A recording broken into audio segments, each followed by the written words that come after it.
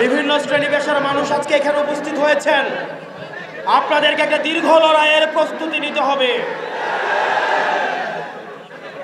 আপনাদেরকে সচেতন থাকতে হবে, সতর্ক থাকতে হবে। আপনারা দেখেছেন মাইলস্টোনে যখন অনাকাঙ্ক্ষিত ঘটনাটি ঘটেছে, আমরা ভেবেছিলাম ফ্যাসিবাদের পতন হয়েছে, কিন্তু আমরা দেখতে পেলাম মাইলস্টোনের ঘটনাকে পুঁজি করে আবার আওয়ামী লীগ পুনর্গঠিত হচ্ছে। প্রিয় ব্রাহ্মণবাড়িয়াবাসী,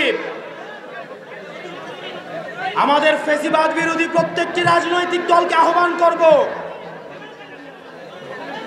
বাংলাদেশের স্বার্থে, আপনার রাজনীতির স্বার্থে, বৃহৎ বাংলাদেশের স্বার্থে ফ্যাসিবাদ বিরোধী প্রত্যেকটি রাজনৈতিক দলকে ঐক্যবদ্ধভাবে আওয়ামী লীগকে মোকাবেলা করতে হবে।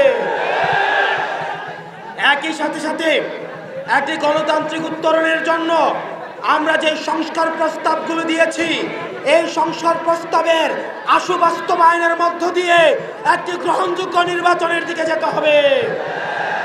সেটির পূর্বে দৃশ্যমান বিচার এবং সংস্কার নিশ্চিত করতে হবে। আমাদের আপার হাউসে অবশ্যই পিআর নিশ্চিত করতে হবে। বাংলাদেশের একমাত্র স্মার্ট সিটি বসুন্ধরা এখন আরো নিরাপদ, আধুনিকতায় আরো এক ধাপ এগিয়ে।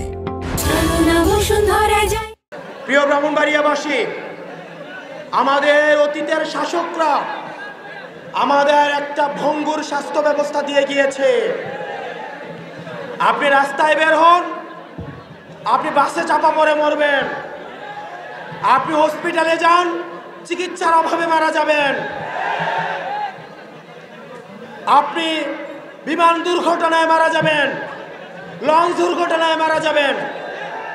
বাংলাদেশের একটি স্বাভাবিক মৃত্যুর নিশ্চয়তা এই রাষ্ট্র আমাদেরকে দেয় নাই। আমরা একটা স্বাভাবিক মৃত্যুর নিশ্চয়তা চাই। এই রাষ্ট্রের কাছে, অন্তর্বর্তীকালীন সরকারের কাছে আমরা চেয়েছিলাম একটা পুনর্গঠিত রাষ্ট্র ব্যবস্থা। দুঃখজনক বিষয় হচ্ছে, আমাদের সাবেক স্বাস্থ্যমন্ত্রী ছিল ইংরেজিতে অনার্স, আমাদের বর্তমান স্বাস্থ্যমন্ত্রী হচ্ছে বাংলায় অনার্স।